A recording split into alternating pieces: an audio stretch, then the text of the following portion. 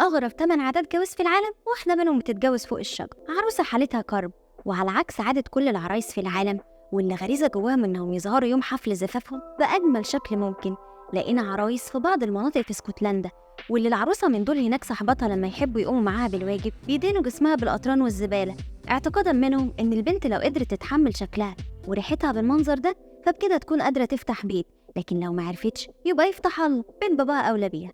عروسة الحظ. في بعض المناطق في الصين بتتم الخطوبة من غير العريس ما يشوف العروسة، بيروحوا يقولوا للعريس احنا خطبنا ليك البنت الفلانية، أدب وأخلاق وحاجة كده تمام التمام. أهل العروسة يسكتوا أبدا، لازم يصدقوا على كلام فاعل الخير اللي ستر بنتهم، فبياخدوا بنتهم ويزوقوها على الآخر ويحطوها في أوضة وبعدين يقفلوا عليها ويدور خطيبها على المفتاح، وبعدين يروح يفتح الأوضة ويشوفها لأول مرة، لو عجبته كان بيها وهياخدها بيته، ما عجبتهوش يبقى يا دار ما دخلك شر، وساعتها بيرجعها لأهلها. عروسة الفيران. في جزيرة هاوان مهر العروسة بيكون عبارة عن كمية كبيرة من الفيران، وكل ما البنت كانت أجمل كل ما عدد الفيران بقى أكتر.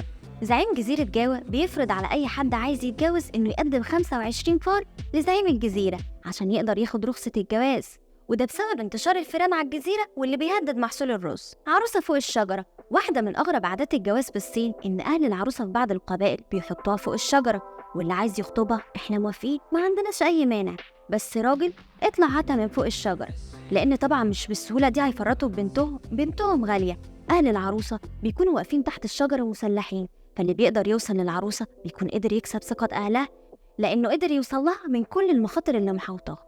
عروسة خيط الفم. في أحد القبائل الإفريقية البنت بتعمل ثقب في لسانها وبعدها بتحط خاتم الخطوبة فيه، وبيفضل لسانها نازل منه خيط طويل، وجوزها بيمسكها من طرفه، لو ضايقته بيشدها من الخيط ويسيبها، ولو فضلت ساكتة بيتجوزها، يعني الحل اسكتي لحد ما تتجوزي.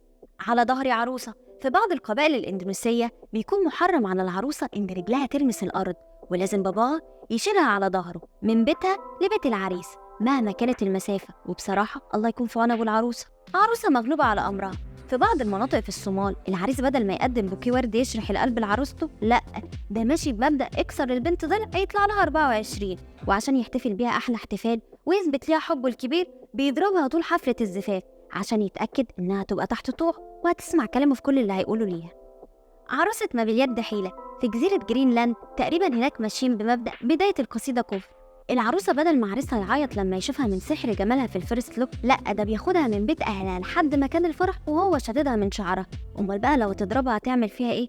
الله يكون في عونها العروسة بعد ما تتجوز. وبعد ما قلت ليكم على أغرب عادات الجواز في العالم، يا ترى إيه أكتر عادة استغربتوا منها؟